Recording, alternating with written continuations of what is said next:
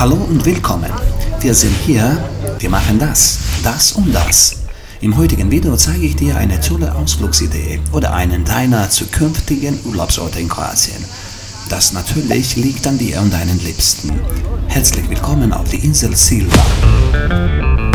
Die Insel der Fußgänger, das Tor zu Dalmatien. Außerdem wird Silva als die Insel der Liebe bezeichnet. Auf der Insel findet man das echte Denkmal der Liebe. Im 19. Jahrhundert nämlich haben sich Peter und Antonia verliebt. Peter war ein Seemann und vor seiner Seefahrt hat er ihr versprochen, wenn er zurückkommt, heiraten sie. Er ist aber erst nach 20 Jahren zurückgekommen. Und dann geschah eine Überraschung, mit der niemand gerechnet hatte. Die Geschichte nahm ein seltsames Ende. Ein bisschen bizarr, sage ich jetzt mal. Also sei gespannt. Los geht's. Erstens muss man damit rechnen, dass es auf der Insel Silva keine Autos und Motorräder gibt. Erst ein paar Traktoren sind da zu sehen, mit denen Geschäfte beliefert werden. Dazu sind Karici oder Karen auf Deutsch die einzigen Verkehrsmittel. Mit den schnellen Schiffen ist die Insel von Zadar aus gut mit dem Festland verbunden. Man darf nur Gepäck bis 20 Kilo pro Person mitnehmen, natürlich kostenfrei. Das kontrolliert aber keiner. 5 Kilo mehr oder weniger macht nichts. In Kroatien sind wir elastisch. Online-Reservierungen können maximal 15 Tage vor Reiseantritt vorgenommen werden. Den Link findest du hier unten in der Beschreibung. Unsere Fahrt hat 1,5 Stunden gedauert. Als wir endlich auf der Insel ankamen, waren wir von der Schönheit des türkisfarbenen Meeres verzaubert. Üppige Vegetation und eine echte mediterrane Atmosphäre fesselten alle unsere Sinne. Hör mal das zu.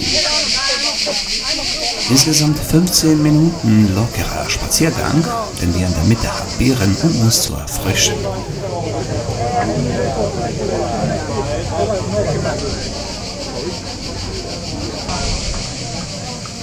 Uns wurde klar, dass die Insel in den Sommermonaten voller Leben ist.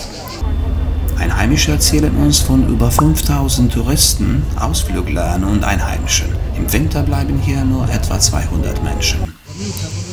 Noch ein kurzer Spaziergang und wir waren bereits an unserem ersten Ziel, auf der anderen Seite der Insel mit Blick auf das Velebit-Massiv.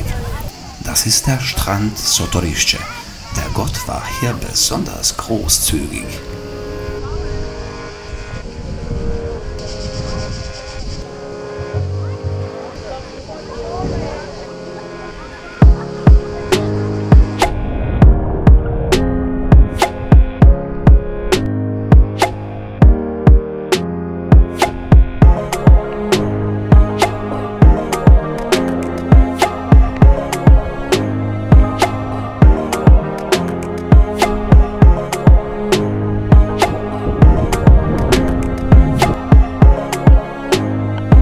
Schwimmen, Schnorcheln, Kaffee trinken, dann noch einmal schwimmen und schnorcheln.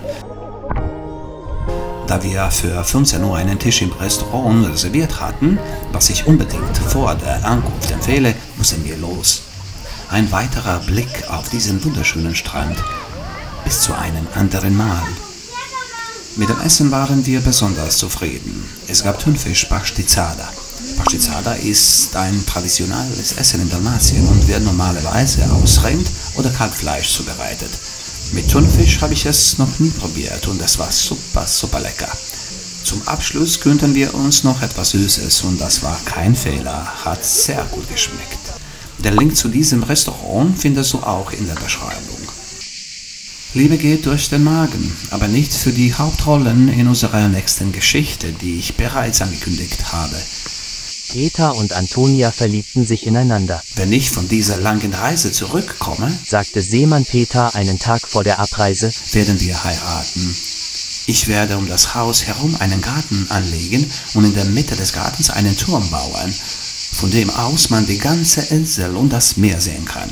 Er küsste das Mädchen und segelte weg. Er segelte lange Zeit über die Ozeane, und als er schließlich zurückkam, rannten viele Kinder zum Silbenpier. Unter ihnen war ein besonders liebes kleines Mädchen. Das war Antonias Tochter. Antonia hat nämlich Peters besten Freund geheiratet, Antonia hat nicht auf mich gewartet. sagte Peter. Ich warte aber, bis aus diesem Kind eine Frau wird. Er war hartnäckig und wartete 20 Jahre, bis er Antonias Tochter heiratete. Er ließ mitten im Dorf, neben seinem Haus, diesen Turm errichten. Der Turm auf dem Hügel des Gartens steht noch heute als Denkmal der Liebe. Die Einheimischen nennen es Toreta von Peter Marinitsch.